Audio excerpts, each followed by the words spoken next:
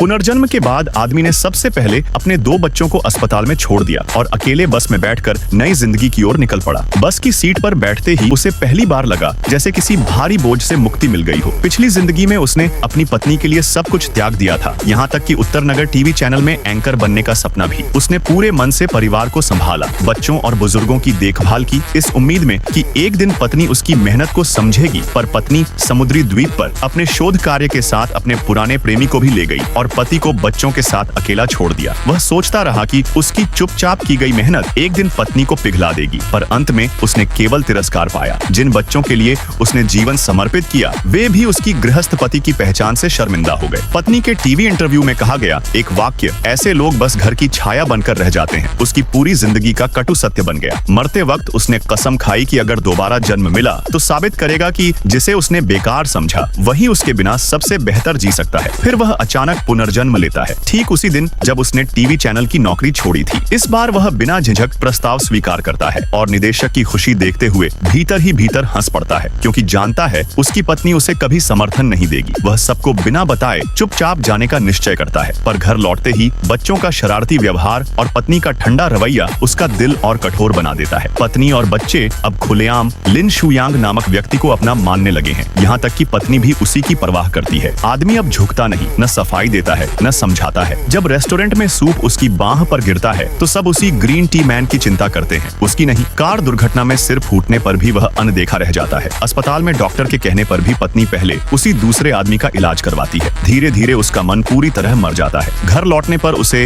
हरी टोपी भेंट में दी जाती है और जब वह विरोध करता है तो झूठे आरोपों का निशाना बन जाता है। अब वह सिर्फ अपने करियर पर ध्यान देने लगता है, किताबें पढ़ता है, सपनों की ओर बढ़ता है और घर की गंदगी की ओर आंख तक नहीं उठाता। पत्नी के समुद्री द्वीप जाने और उसके उत्तर नगर टीवी में शामिल होने का दिन एक साथ आता है।